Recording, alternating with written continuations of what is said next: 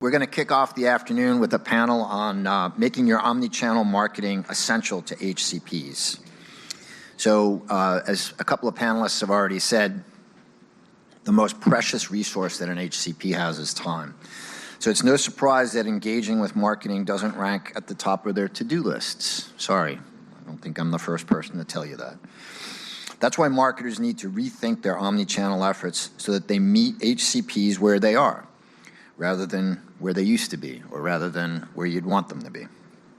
This panel will share a wealth of information about HCP preferences, as well as their pain points. We'll present some best practices for marketers who want to engage with a patient's primary point of contact. Our panelists include Lea Wester, Managing Director at Addressable Health, Brad Quasi, Senior Vice President of Growth and Client Engagement at Calcium+Company, and George Griffith, EVP of Omnichannel Strategy at Relevate. Our moderator, as ever, is Marc Iskowitz from MM+M. Thank you. Hey everybody, hope everyone had a great lunch. Sorry, we're roughly running on time here. So I want to welcome my panel here. I'm going to do some brief intros and just kind of say as context, we really felt it was important to get a session on the program that was devoted, as Steve Madden was saying, to HCP marketing in the omnichannel realm, because as the primary customer for pharma, it's something that's on everyone's minds, and this is a conference where we're sharing best practices, so it kind of had to be on the program. We have three excellent marketers here to share their knowledge on that topic, and I'll just kind of do some brief intros here. Lea Wester has more than 2 decades of life science experience. She carried the bag at Shire, hope you don't mind me using that expression, and has held roles of increasing responsibility at firms such as Cadient, Evolution Road. She's now managing director and leads U.S. operations for Addressable Health, which is an entrepreneurial precision health media agency. Welcome, Lea. Brad Quasi, SVP Growth and Client Engagement for Calcium, where he steers growth across advertising, medcoms, and PR. Brad co-managed the launch of Calcium+Company's first medcoms division, which was Vitamin MD. And earlier in his decade-long career in health comms, he worked at Havas, IMSI, and some other well-known agencies. Welcome, Brad. Oh, yes, absolutely. And last but certainly not least, George Griffith is EVP Omnichannel Strategy for Relevate. He also, earlier in his career, was a pharma rep at Eli Lilly, if I might include. He later joined health system and HCP recruitment network Connection 360, which was acquired by Relevate in 2022. Founded, okay. Relevate also bought data and analytics specialist Arteric and Axon Communications. So you amassed quite an omni-channel infrastructure there, which is a nice segue to our discussion. And the first talking point I want to ask you about, as we were kind of gathering to do a prep call for this, the topic came up of semantics and how important that is in the omnichannel realm, just to agree on definitions. So can we agree on a definition of omnichannel? George, you want to kind of start us off there? So there's not a week that goes by when I'm having an omnichannel discussion with a client, and I've learned through these discussions to quickly get on the page with which part of omnichannel are you responsible for. And in my world, I think I divide it into 3 parts. I'd be curious to see if you agree. The first part is this transformative consultancy. You brought in Accenture, PwC, McKesson, and they're going to do the strategy. And that's usually meeting with the C-suite folks in the organization. Then the middle lane is your software, your Zadens, your Salesforce, the middleware journey to get the journey mapping going. And then there's the last piece, and that's the HCP and the patient activation. It's the very practical, tactical piece of things. So I know when we were talking today, while our organizations might go across different pieces of that, I think we're going to be leaning into the HCP practical, tactical. And one thing I asked permission to kind of level set on is how did we get here with omnichannel? Is this just something we made up to have something to talk about, or was there an unmet need in the market that drove us here? And I'll give you a great analogy. I'll give you an analogy from the car buying experience. So we're all going to pretend that we're trading in our 2005 Ford Taurus. We're going to go to our local Hillbush Ford dealership, and we're trading it in We're getting a brand new 2024 Ford Bronco. And man, we're jazzed. We come home that Monday afternoon, we get an email from our salesperson, Angela, and she says, thank you so much for that, purchase of that 2024 Ford Bronco. And we're feeling good about this customer experience. Well, Wednesday comes along, and Ben from the service department emails us and says, hey, your 2005 Ford Taurus is due for an oil change. And you're thinking, does Angela not talk to Ben and let him know that we've traded in this car? Well, then it gets better. Friday comes along, and now we get an email from Stacy. Stacy's in internet sales, and she says, great news. 2024 Ford Broncos are on sale. Come on down to the dealership. Now, we look at that and we think, wow, what an uncoordinated, undata-driven, uncustomer-centric experience. But let's think about what we oft do in pharma. Could that Monday communications have been from the non-personal team? Could that Wednesday communication perhaps have been from the salesperson that's come in with no knowledge? And could the Friday communication have been from peer-to-peer? So I use that, and I apologize for that length of time, but I think it helps us understand what drove the need for a better approach. Great, no, thank you. I know we all see pharma maturing in its omnichannel capabilities, but as you pointed out, ironically, there's this lack of agreement or understanding on those fundamentals, and you see it in other industries too. So it's not something that pharma is behind on, because you see this disjointedness. Yes. Brad, how would you kind of frame it up, the definition of omnichannel? Yeah, I think George hit the nail on the head there, but I think also it comes down to context. And I think, I was in a couple conferences last week, and it's really interesting. A lot of omnichannel, you think of the bottom of the funnel. What are the channels we're using? What are the tactics, the activations that we're using to engage these HCPs? And I think we have to kind of flip it on its head. And Anne from Novo said something really interesting today regarding, using different marketing muscles. And I think we need to just approach omnichannel completely differently and start at the top of the funnel. And Lea and I were kind of talking about that, is what data are we putting into the funnel that's ultimately going to spit out a more personalized experience for these HCPs, that's going to create a more curated experience and really kind of help integrate with their day and make their day easier as opposed to interrupt their day.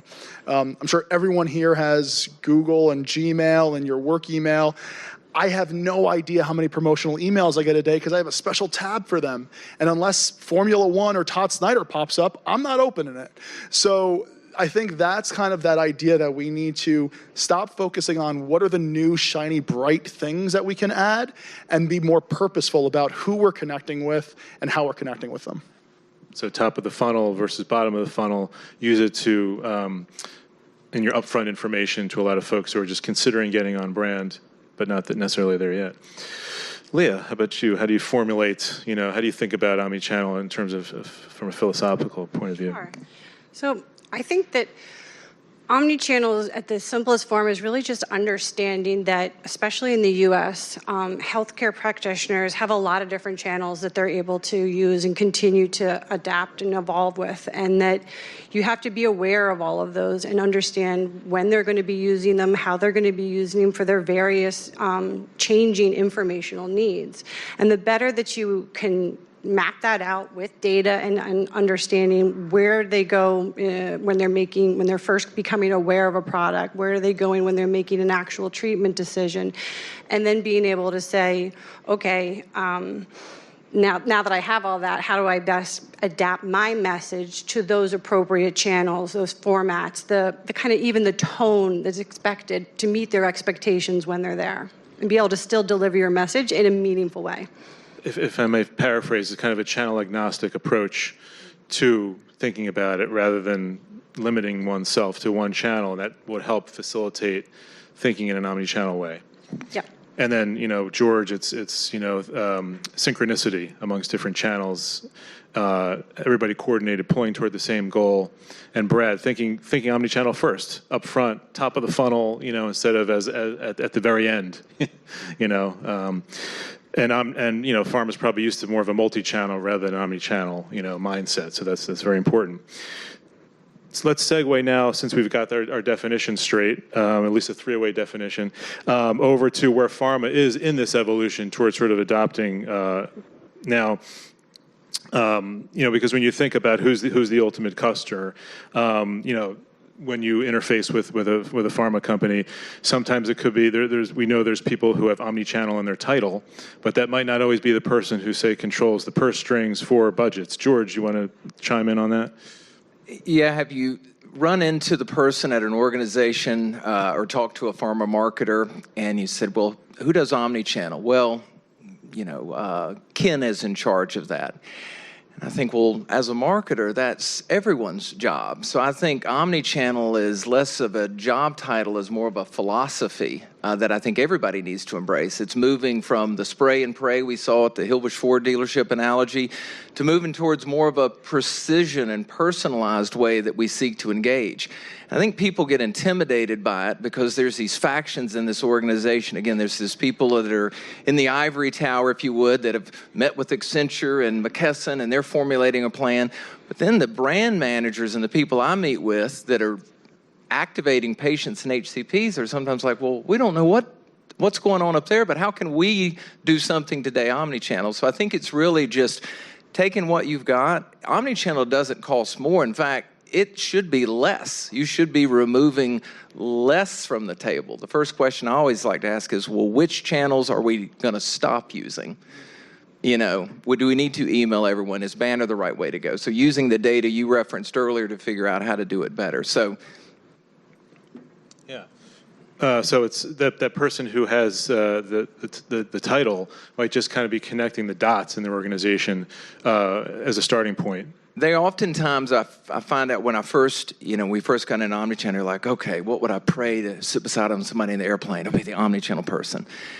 And really, sometimes they're coordinating the business and getting it set up. But again, it's the brand people that should be implementing this, but sometimes they feel the most disconnected in some And that's a statement about where we are, perhaps, yes, as an industry. Yes, and I think everybody just needs to get together in a room sometimes. I feel like sometimes as the vendor, you're the counseling agent to be like, okay, can we all agree on a common definition here that we're going to use, or how can we begin an omni-channel journey by doing just something simple here?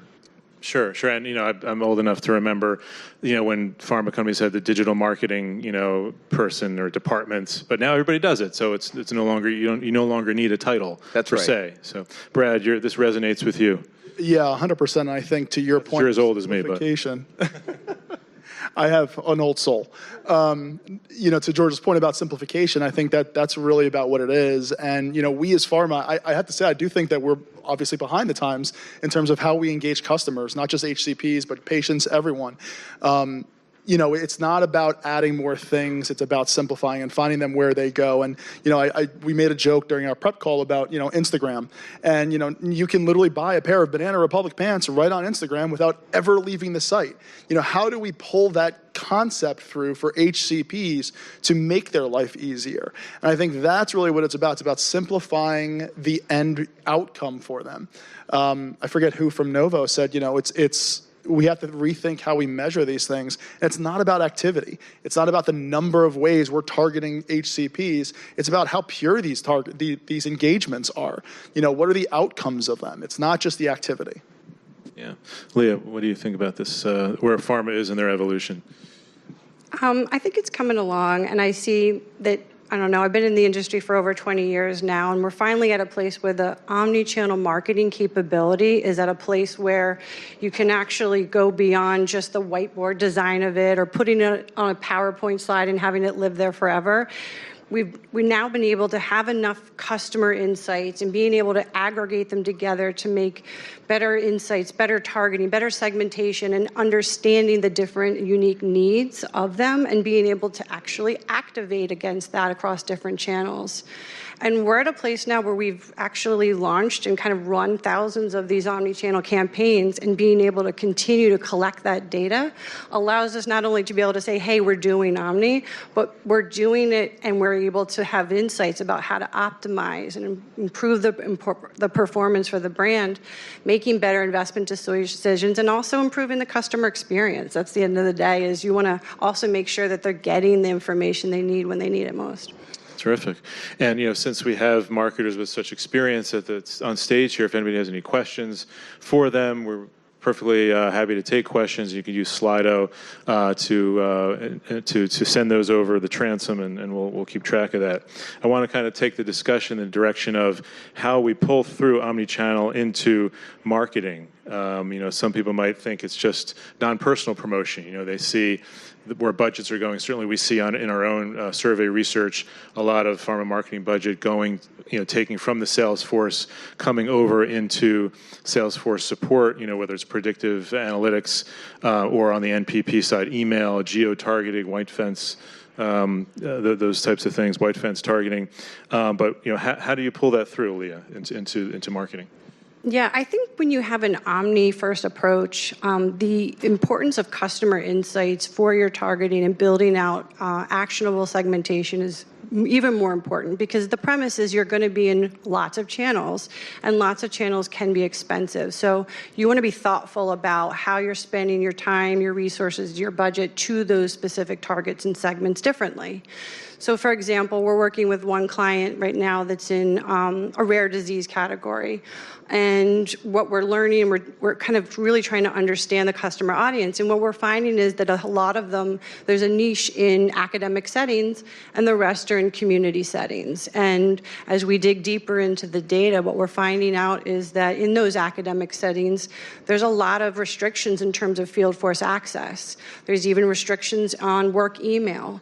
So because of that, we're choosing to invest and kind of reprioritize the budget in channels that are finding those physicians in the academic centers outside of the point of care. There's lots of different options out there, but they're having a different journey, a different omni-channel components to those academic centers versus those that are in the community, where we have a lot more options there, and the field force has more access. So that's just one example that we've been doing in terms of, yeah.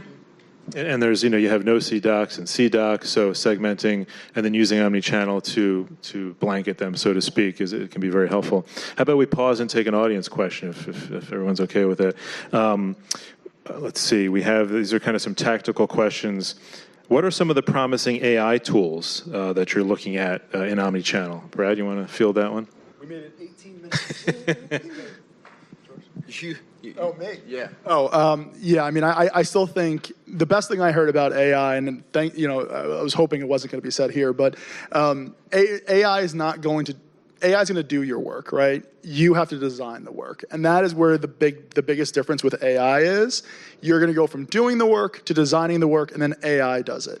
And I think that's something that we need to be really mindful of: is how do we ultimately make sure Lea uses her data to have the right inputs. We ask the right questions. And, someone mentioned about, it was actually very funny right before lunch, don't fire your staff, train your staff.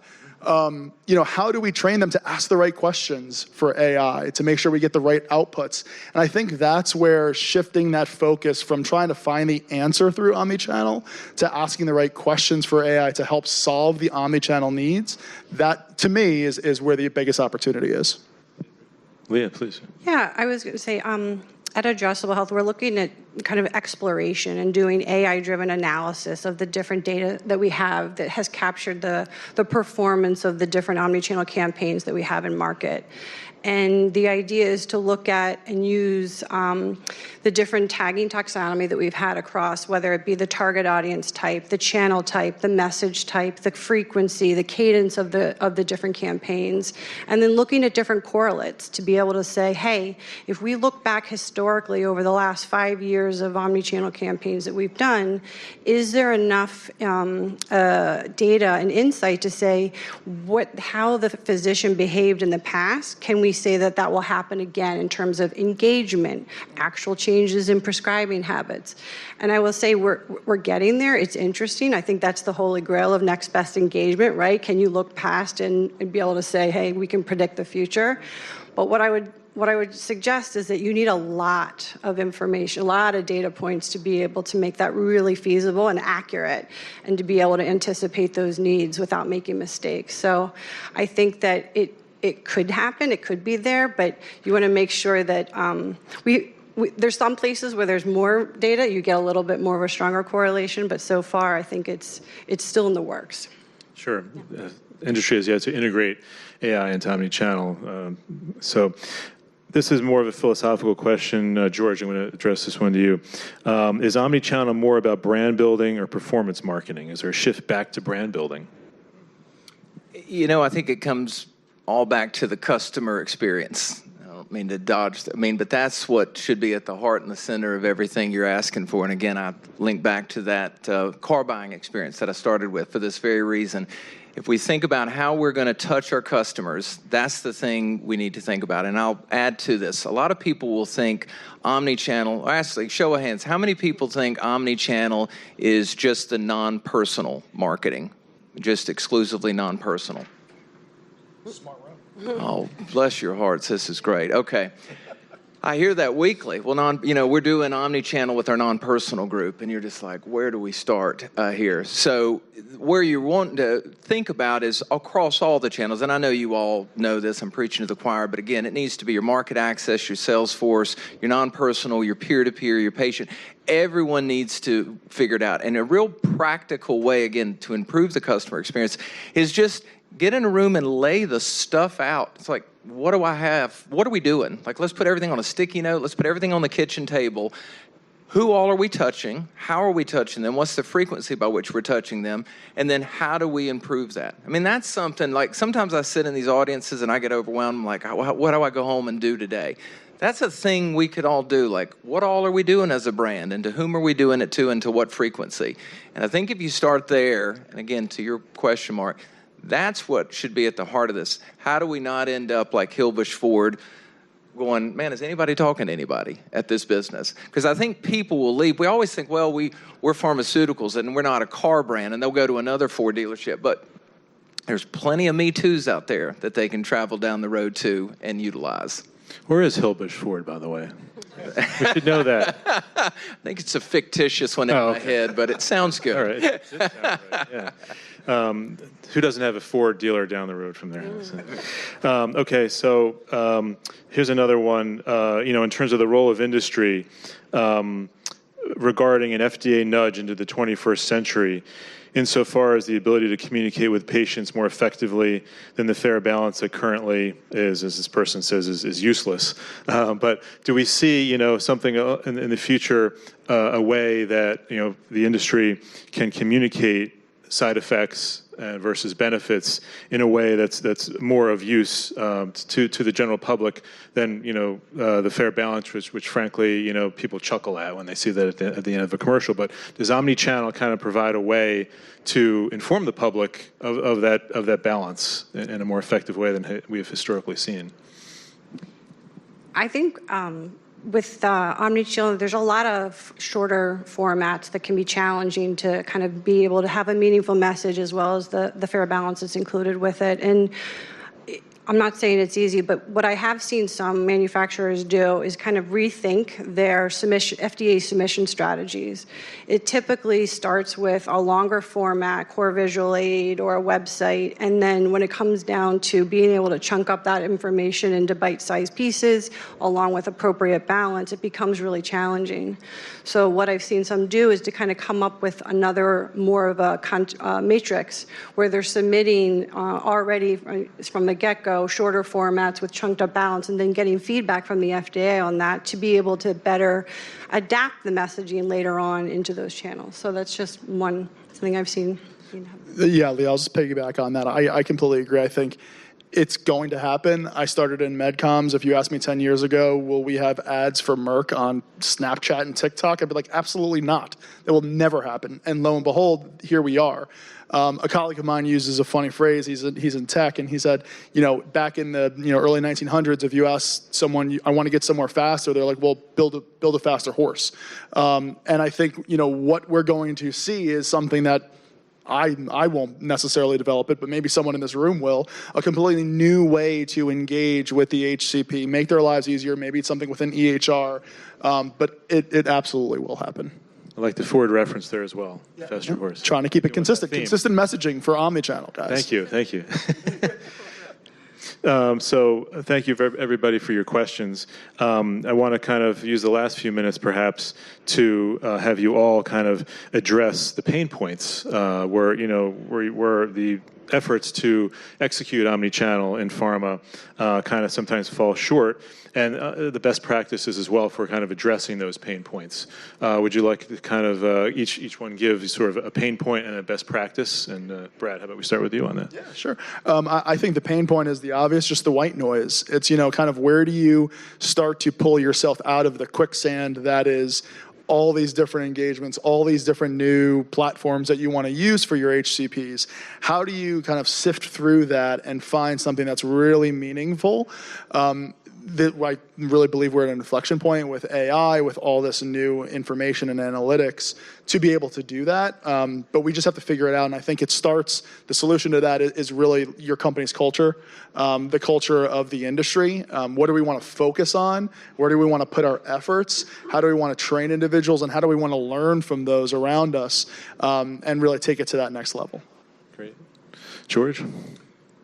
I think just do it at the end of the day. Everybody's in analysis paralysis mode, I think, with omnichannel, or they're overcomplicating it. And not that it is not complicated, but again, the journey begins with, like any of us make a decision in life, whether it's to get in shape, lose weight, whatever that is you begin. And if you begin through the lens of, again, I want to provide a more precise, personalized experience to my customers, that's kind of your starting point. That's your sticky note you put on your mirror in your bathroom. And then from there, it doesn't have to be, again, I think people have drawn up this monstrous dragon in their head as what it is. You could begin with an email that could ask a question to a customer about your disease state. And based upon whether they get that question correct or incorrect, you get the physician level day on a weekly basis, and then you trigger a next experience to them based upon the journey. So that's not expensive. That's not complex. You could write the copy yourself. These are all how to do it. That's the big thing, I would think. And start having conversations in your organizations. Everyone's responsible for omnichannel. It's not Mike and Karen that have it in their title. It's anybody that's in marketing should be responsible for a better customer experience at the end of the day. Or else these patients will go elsewhere. Everybody thinks, your brand is going to go out of business at the end of the day, but sometimes things happen. So I thought you were going to say built Omni Tough. Yes, built Omni Tough. Yes. Yeah. Okay. That's good. And Lea, before you weigh in on that, not that you should continue with the Ford references, but there was a question. You had to. Yeah, we set you up for that. But there was a question that also came over about how you keep your data up to date on customers and audiences. If you wouldn't mind addressing that before you give your pitfall and your best practice. Sure. So for every campaign that is launched, we're tagging each moment, each touch point across a lot of different parameters. So we're collecting that in real-time engagement and it's fed back across the different channels. And that's really more of the performance response. Then on an annual and ongoing basis, we're pulling in claims data, formulary data on a physician level and being able to aggregate that with the performance and response data as well. And then we're also working with all of the different third-party partners and negotiating that to make sure that all of that engagement data is kind of pulled in as well. So it's an ongoing thing and really is, it's pretty exciting to be able to have it all in one place and aggregated. Great. And then your best practice and pitfall. Yeah, so I think kind of following off of what Giorgio was saying is that what I see is a lot of times it's the silos, and we're talking about that can be organizational structure, it can be data being siloed, and omnichannel is all about making connections. And so what I often see is that groups, hey, there's the strategy group, you come up with great plans, you do research, you get insights, and then you have the technology group and the omnichannel, and then you have the activation and the media plan that tends to come last.